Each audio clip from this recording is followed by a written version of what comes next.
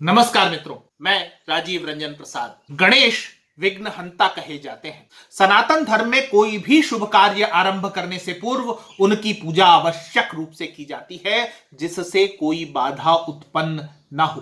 कोई भी कठिनाई है तो उसका हरण करने वाले भी गणेश माने गए हैं। आज हम दो भव्य और समान रूप से ऊंचाई पर स्थित ऐतिहासिक महत्व की गणेश प्रतिमाओं को विवेचित करने का प्रयास करते हैं। मंदिर प्रायः वहां निर्मित किए जाते हैं जहां भक्तों तक उनकी आसान पहुंच हो। कतिपय मंदिर ऐसे अवश्य हैं जहां तक पहुंच मार्ग दुर्गम है, परंतु मंदिर इतने सुंदर कि भक्त वहां तक पहुंचकर अपनी सारी थकान भूल जाते हैं। जिन दो गणेश प्रतिमाओं की बात मैं करने जा रहा हूं, वे मंदिर के लिए नहीं, भक्तों द्वारा सतत पूजित होते रहने के लिए भी नहीं, अपितु जन कल्याण के लिए, समाज को किसी विशेष खतरे से बचाने के लिए स्थापित किए गए प्रतीत होते हैं। क्या इन स्थानों का विघ्न से कोई संबंध था? इनकी अवस्थिति इतनी समान है कि प्रश्न उठता है, क्या इनकी स्थापना के पीछे उद्देश्य भी एक जैसे ही थे? जिन दो गणपति प्रतिमाओं पर हम बात करेंगे, इनमें से एक है इंडोनेशिया की, जो आज मुस्लिम धर्म बाहुल्य देश है। दूसरी प्रतिमा हमारे देश भारत में छत्तीसगढ़ राज्य के दंतेवाड़ा जिले में स्थित है, जिसकी पहचान ढोलकल गणेश के रूप में की जाती है। खुले में स्थित ये दोनों गणेश प्रतिमाएं कितनी समान है और कितनी भिन्न, आइए इस पर बात करते हैं। विषय प्रवेश से पूर्व इंडोनेशिया के इतिहास पर संक्षेप में दृष्टि डालते हैं। ईसा से 300 वर्ष पूर्व समुद्र मार्ग से होने वाले व्यापार के फलस्वरूप इंडोनेशिया तक हिंदू धर्म पहुंचा, पल्लवित हुआ। इंडोनेशिया द्वीप समूह कुछ समय तक बौद्ध धर्म के प्रभुत्व में भी रहा, और यह भी इसके भारत से व्यापारिक संबंधों के कारण। श्री विजय साम्राज्य, चोल शासन, शैलेंद्र साम्राज्य, महापाहित यहां शासन करने वाले कतिपय बौद्ध और हिंदू धर्म से संबद्ध साम्राज्य रहे हैं। लगभग 11वीं सदी में इस्लाम इंडोनेशिया पहुंचा। इस द्वीप समूह में इस्लाम धीरे धीरे न केवल फैल गया, बल्कि समय के साथ 90% से अधिक आबादी मुस्लिम धर्मावलंबी होती चली गई। वर्ष 1511 में इंडोनेशिया पर जब पुर्तगालियों ने अधिकार किया, तब तक यहां इस्लामिक शासन स्थापित हो चुका था। पुर्तगालियों से निकलकर इंडोनेशिया डचों के अधिकार में चला गया।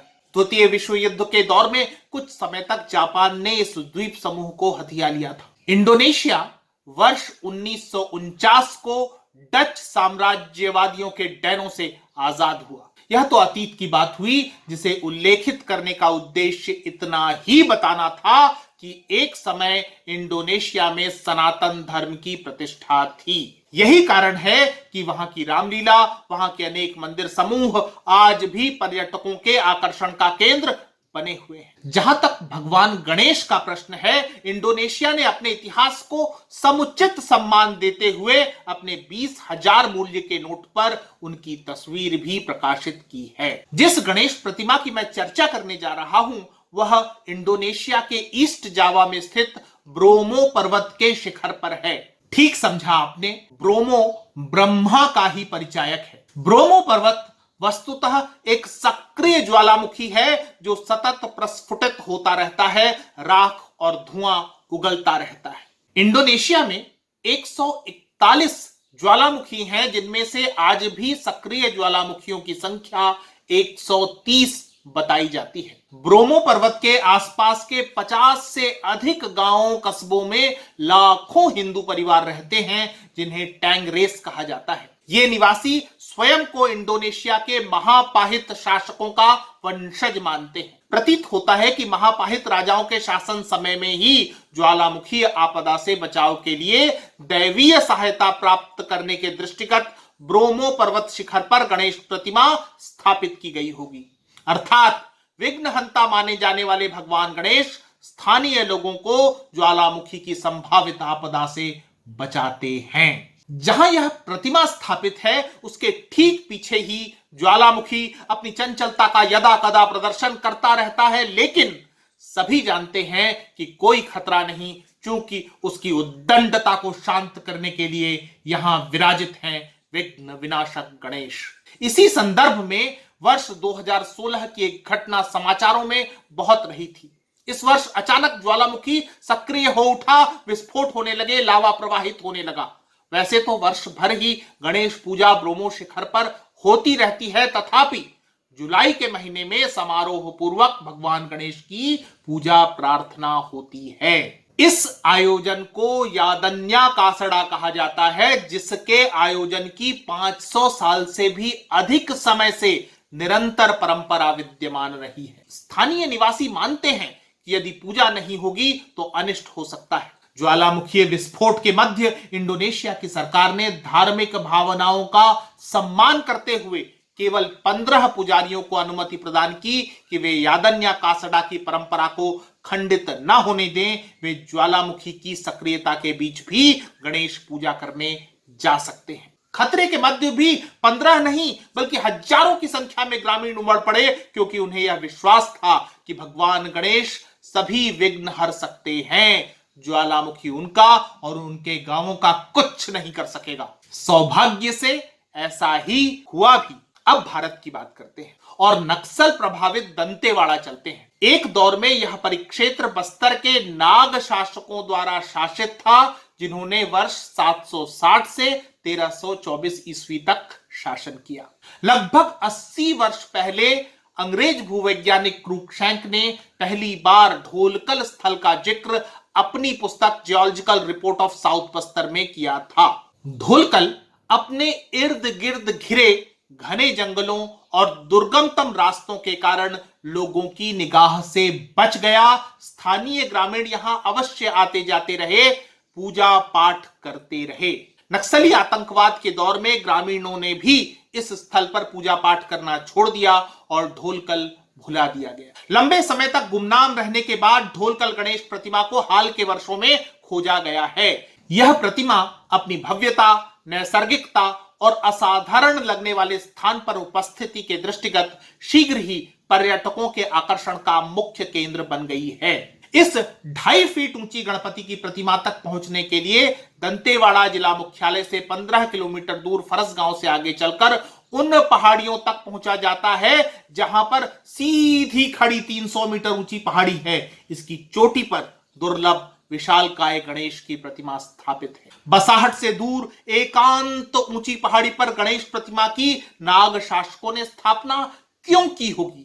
क्या किसी संभावित खतरे के दृष्टिगत? ढोलकल 2 समानांतर पहाड़ियां हैं जिनका आकार एक बड़े ढोल की तरह है। एक पर्वत शिखर पर गणेश प्रतिमा अवस्थित है तो स्थानीय लोगों के अनुसार दूसरी पहाड़ी के शिखर पर कभी सूर्य मंदिर था। यद्यपि यहां अब भग्नावशेष ही हैं। सूर्य और गणेश की प्रतिमाओं का एक साथ होना विरोधाभासी है। इन देवताओं का ऐसा सह संयोजन देखने को नहीं मिलता है। ढोलकल शिखर पर खड़े होकर महसूस किया जा सकता है कि सूर्य की किरण सबसे पहले इस मंदिर पर पड़ती थी और उसके पश्चात ही निकटवर्ती गांव रोशन हुआ करते होंगे। ढोलकल की गणेश प्रतिमा वास्तुकला की दृष्टि से अत्यंत कलात्मक है। प्रतिमा में ऊपरी दाएं हाथ पर परशु, ऊपरी बाएं हाथ में टूटा हुआ एक दांत, नीचे का दायां हाथ अभय मुद्रा में अक्षमाला धारण किए हुए तथा निचला बायां हाथ मोदक धारण किए हुए है। पर्यंकासन मुद्रा में बैठे हुए गणपति की सूंड बाईं ओर घूमती हुई शिल्पांकित है। प्रतिमा के उदर में सर्प लपेटे हुए तथा जनेऊ किसी सांकल की तरह धारण किए हुए अंकित है। गणपति की जनेऊ के रूप में सांकल का चित्रण सामान्य नहीं है। इस प्रतिमा में पैर एवं हाथों में कंकण आभूषण के रूप में शिल्पांकित है तथा सिर पर धारित मुकुट भी सुंदर अलंकरणों से सज्जित है। सरसरी निगाह से देखने पर यह प्रतिमा 9वीं-10वीं शताब्दी की प्रतीत होती है। ढोलकल को लेकर प्रचलित एक किंवदंती के अनुसार गणेश परशुराम युद्ध के बाद गणेश जी के एक दांत के कट जाने संबंधी मान्यता यहां से जोड़ी जाती है। ढोलकल में उपलब्ध मूर्ति में भी भगवान गणेश ने एक हाथ में कटा हुआ दांत ही थामा हुआ है। यद्यपि एक दंत थामे हुए गणेश जी की अनेक मूर्तियां हैं, अतः इस प्रतिमा को सीधे किसी दंत कथा से जोड़ना उचित नहीं।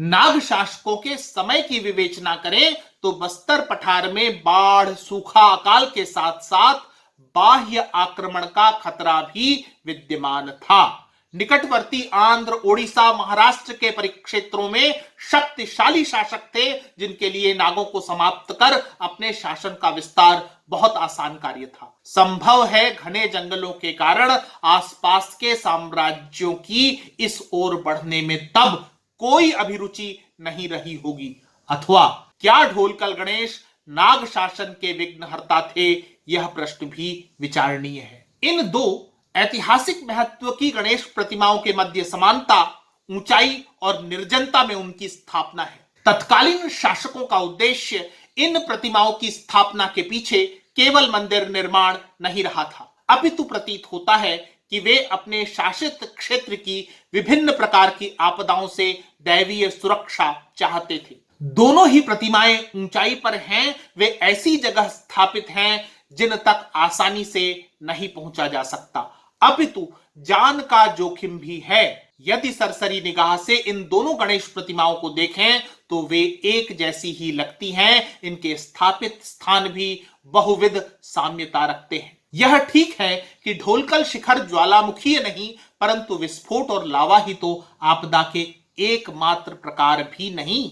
धार्मिक, प्राकृतिक अथवा रोमांचकारी पर्यटन में यदि आपकी रुचि है तो विघ्नहर्ता गणेश की ये दोनों ही प्रतिमाएं अवश्य दर्शनीय है। मित्रों, आज इतना ही। फिर मिलता हूं ऐसे ही किसी ऐतिहासिक तथ्य के साथ। अगर आपको मेरा ये चैनल पसंद आ रहा है तो कृपया इसे सब्सक्राइब करें। आप इस प्रस्तुति को लाइक या शेयर भी कर सकते हैं। नमस्कार।